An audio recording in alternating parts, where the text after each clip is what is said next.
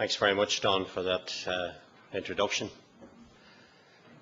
2 years ago, I spoke at this summer school on the same subject of public service reform.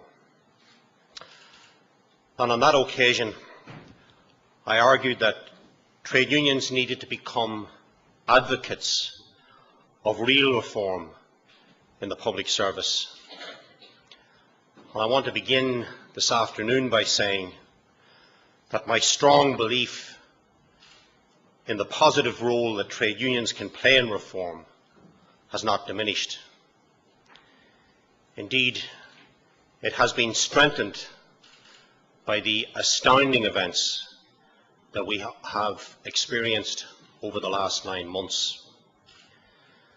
And in my 2007 presentation, I argued that public service reform had been held back by the management-led modernisation agendas set out in national agreements, which I argued were far too focused on industrial relations matters and internal procedures that may mean much to senior managers, but which we have learned to our cost mean little or nothing to those who use and pay for public services. And this failure of public service leaders to put themselves in the citizens' shoes has had the inevitable result that it has become difficult, if not virtually impossible, to convince the public of our desire and our ability to reform. And this despite the massive changes that have happened in internal public service procedures, industrial relations, structures and systems, and despite, it should be said, the very real increases in the range, quantity and quality of the public services we provide to a larger and increasingly complex and demanding society. This afternoon I will argue that the challenge and imperative for reform has changed, and changed utterly, because of the sudden and deep recession and its impact in the form of plummeting exchequer funding and soaring demand for services. But informed by my participation in almost a year now of national partnership discussions, I start with the observation that top management approach to reform has not as yet really changed. The reluctance to leave the comfort zone of internal structures and procedures remains their starting point, and the ability to get them to approach change from the perspective of citizens and service users seems so far as elusive as ever. And lest I be accused of simply pointing the failure at the finger of others, I must also acknowledge that my call in 2007 for trade unions to lead the change agenda has been accepted more in principle than in practice. And in this respect, we lag behind many of our trade union colleagues in Europe. And this must change, and change rapidly, if public service unions are to achieve even our most basic function of protecting our members' direct interests in the present crisis. For this evening's discussion, Joe Mulholland chose the title Reforming the Public Service, How and When. The when part of the question is relatively simple. The answer is now. But the nature of the question how is changed completely by the fallout of today's budgetary and economic crisis, which in public service terms will last for years and possibly decades. In many parts of the private sector, we are seeing downsizing on foot of a collapse in demand. What we face in the public service is massive downsizing in expenditure and numbers employed, accompanied by a huge increase in demand as more and more people become dependent on the services we provide. And change is not necessary because we have a bloated, overstaffed, inefficient, or by and large, overpaid public service. A little over a year ago, the OECD, which trade unions would perceive as an ultra-orthodox body, found the opposite to be the case. Their report, which at the time of publication at least, was welcomed by government, opposition, newspaper editorials, and a lot of commentators, concluded that Irish public servants were delivering high-quality services with fewer resources than comparable countries. But today, we face this massive public sector downsizing because of the collapse in public revenues, which is as a result, as Colm has said, not of widespread public service waste, but of misguided taxation policy and unacceptable practices in parts of the private sector, here and abroad, most obviously in banking, finance, property and construction. In my 2007 presentation, I said that public services are what define a society and give it its humanity. And when you strip away all the economics, the number crunching, and the slash and burn opportunism that characterises far too much of this debate, that remains the fundamental truth, a truth that will be tested by the decisions we as politicians, trade unions, managers, commentators, citizens and workers take over the next few months and years. And if those of us who believe in quality public services fail to take the initiative, it will pass to others, possibly even external forces, who will be happy to see our public services effectively destroyed. And that's why we need to understand that unlike all previous initiatives, the challenges we now face is not to reform, and certainly not to simply take out the axe in order to balance the books, but to completely transform our public services, to rapidly change their shape and form so that they can deliver in the new circumstances that we are now living in. And what does that word transformation mean? And let me put my understanding as starkly as I can. The initial challenge is to maintain services at the same level whilst reducing cost. Next, it will require us to improve and expand services while continuing to reduce cost. And it would also demand that we better integrate services, again, with fewer resources. It is an understatement to say that this demands a major change in mindset of politicians, managements, trade union and staff about the scale and implications of transformation and what it will mean for our work and the way we do business.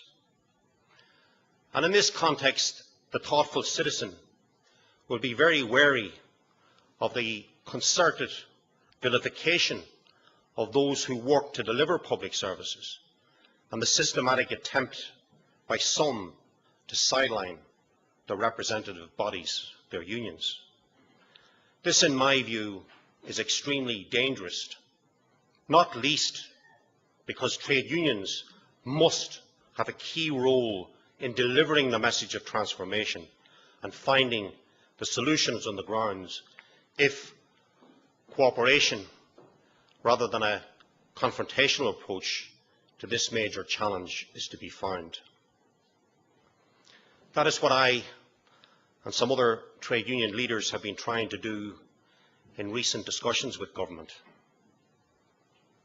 Our objective, put simply, is to create the conditions in which you will get, at worst, cooperation with, and at best, enthusiasm for the challenges among those who work each day to provide and deliver public services. Both my own union Impact and the Congress Public Services Committee have put a simple proposition to the government as a first step to making this a reality.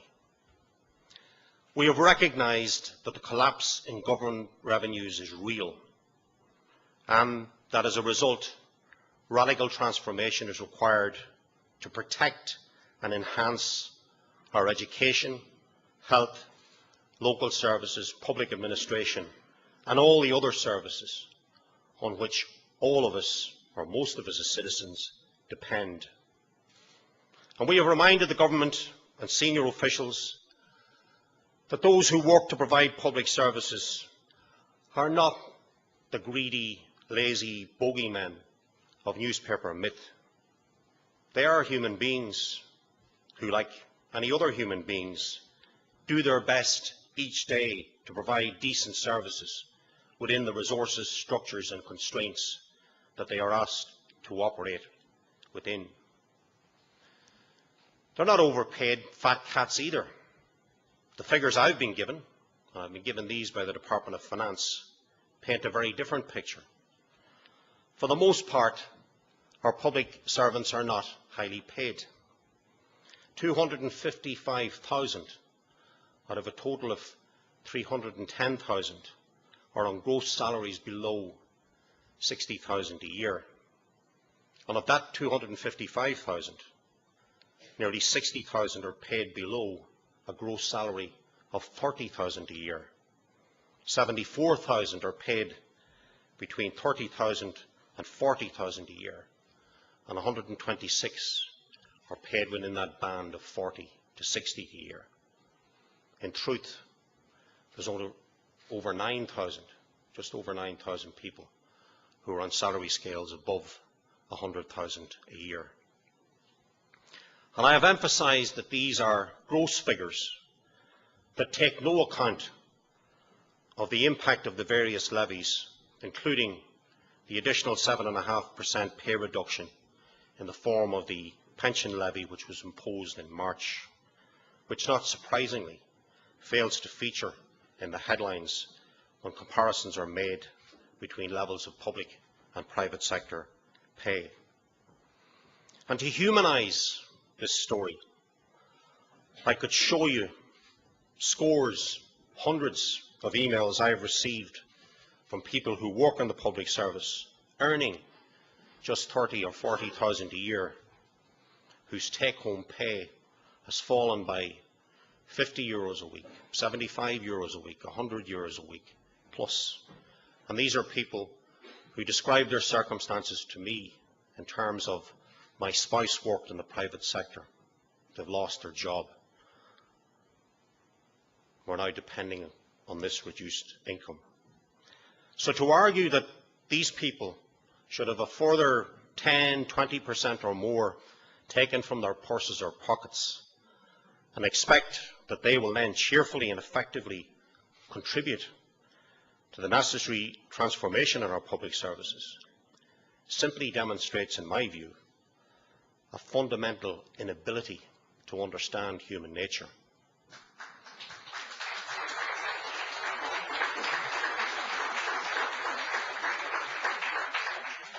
That's why, months ago, we sought a simple commitment that there should be no further cuts in public service pay and pensions. And we have also called for an agreed framework for dealing with jobs and employment issues in the public service to avoid the failed policies of the 1980s, when cuts and embargoes imposed solely by central decision critically damaged many services, created decades-long specialist shortages, and caused many of the problems that service users and taxpayers are still grappling with today. I have also said that if we have these commitments, unions will do everything to mobilise the constituency that we represent to deliver the transformation that is required, the scale of which I have already described.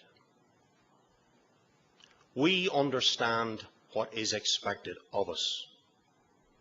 We understand that the work of those who provide public services will get harder.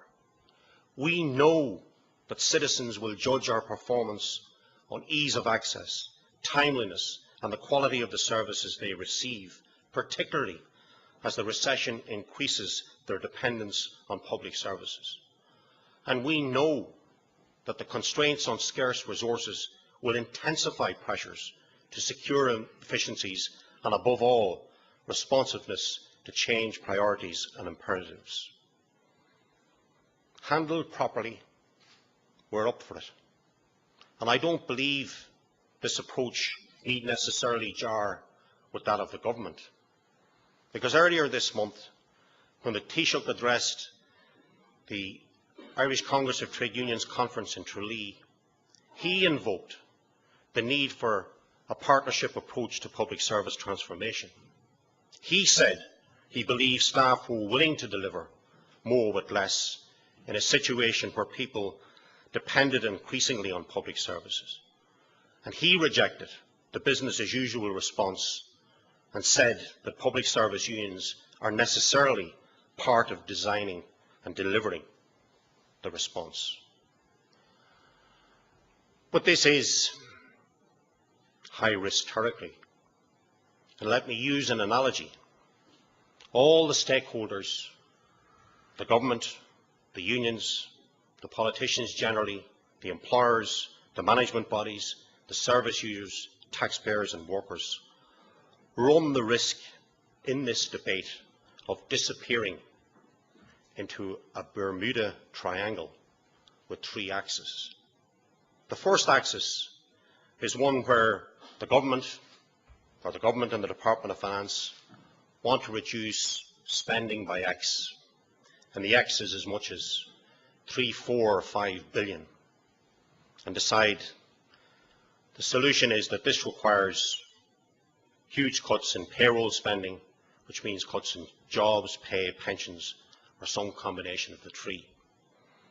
The second axis is one where those who work to provide public services and their representative bodies, the unions, won't accept further cuts in their core pay or pensions, and they want to retain secure tenure for existing staff, i.e. no involuntary redundancies. And aside from the question of morale, which I have referred to, both sides recognise that any attempt to impose cuts in these areas will inevitably lead to a row, possibly industrial action, which would massively disrupt services in the short term, and as we know from our experiences in the 80s and 90s, is likely to make the task of prosecuting any real reform virtually impossible. And the third and final axis is dealing with the needs of citizens, where the public want and expect improved services, even or especially if demand increases and budgets reduce. And I believe that Colin McCarthy's report must be assessed in this context as one among many aids and much advice that is now available to the government as it chooses and seeks to implement the policies that will determine how our public services and how our society will develop in the coming months and years. Right now, the strategies to deliver these apparently conflicting objectives are being presented at what I describe as a generalised wish list, disconnected largely from staff and the services to which they relate. And it goes back to my opening point, that for the guts of a decade, the government, the management, the employer bodies, my trade union colleagues have grappled with the problem of trying to negotiate national agreements on abstractions, words like redeployment, extended working days, flexibility, outsourcing, shared services, centralised procurement, and a myriad of other terms and measures so ill defined in terms of real service delivery on the ground that they sometimes appear to the citizen to have simply been plucked and xeroxed from an undergraduate business studies textbook.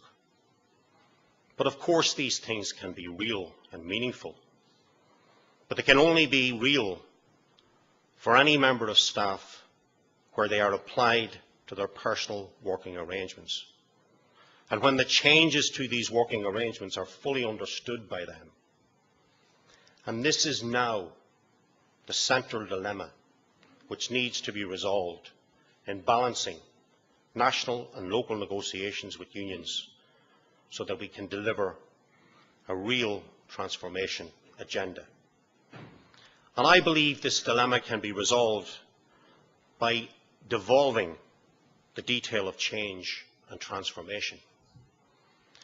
Let's have the courage to give the available budget to those who have operational responsibility for managing and delivering services. And let the people who know the services and know the communities they serve agree the changes and flexibilities needed to ensure the best possible range and quality within the financial constraints and within frameworks that protect services and the staff who work to provide them. Ask the individual service providers, whether they're local authorities, health agencies, schools, or other organisations, to prepare their transformation plans. Local frameworks that can attempt to reconcile the apparently conflicting objectives. That is, transformations that can, as far as humanly possible, deliver the services people want and expect within government spending objectives. It is at this level, and only at this level, that words like redeployment, flexibility, shared services, and so on can really be translated into changes in working arrangements and work practices for individual members of staff, which in turn relate to operational realities, which at the same time will deliver the basic guarantees that we feel are necessary. I don't want to spoil the debate, but we need to recognise the negotiation that Don referred to in his opening remarks, because there is another course of action being contemplated and advocated. And that's a course of action that has nothing to do with reform or transformation. And it's simply to cut services, or better still, cut the pay of those who work to provide public services. It's often ideologically driven advocates using the simple language of balancing the books, and they see the maintenance of a range of quality public services as at best secondary and maybe at worst irrelevant to this imperative.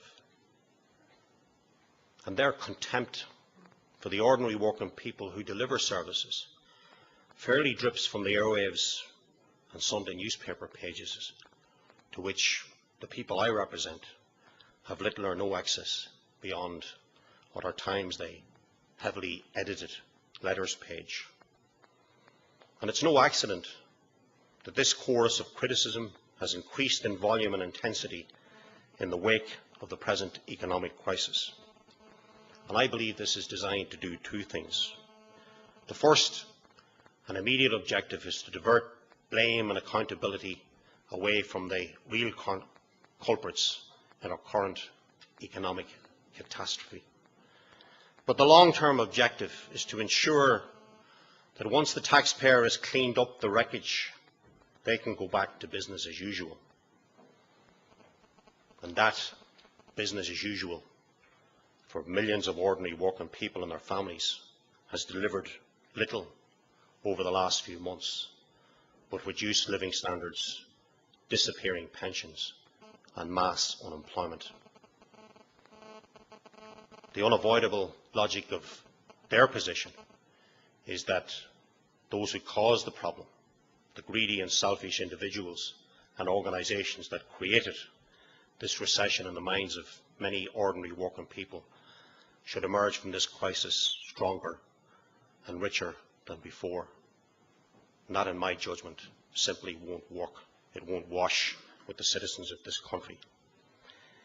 It is increasingly clear, indeed it's crystal clear, that their main target is a substantial reduction in public service pay on top of what has already been imposed.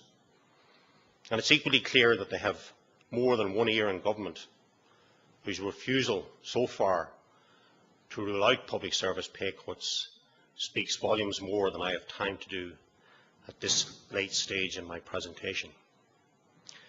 But if those government ears are listening this afternoon, I want them to hear this too. I have been clear, very clear in this presentation, and others I have made in recent months, that I believe public service unions and their members understand the scale of this crisis and the unprecedented response that this requires of us in terms of public service transformation. I have been equally clear, even more so than when I spoke to this summer school 2 years ago, that we must, can and will be participants in this, notwithstanding the difficulties and pain it will inevitably bring. We want to create a transformation in our public service through cooperation and agreement. I believe this is a harder but a better way than the alternative. And if we choose the alternative route, regretfully, based on what I have been told by tens of thousands of people over the last few months that work in the public services, this will lead to action, to reaction. And if that's the course of action that we end up taking, I don't believe there will be many, if any, winners if this choice is taken, least of all among the people who more than ever depend on our public services. Because the bottom line, and I'll finish on this, is that in any debate about public service organisation, delivery or transformation, it's the citizen that matters first and foremost. Full stop. Thank you very much indeed.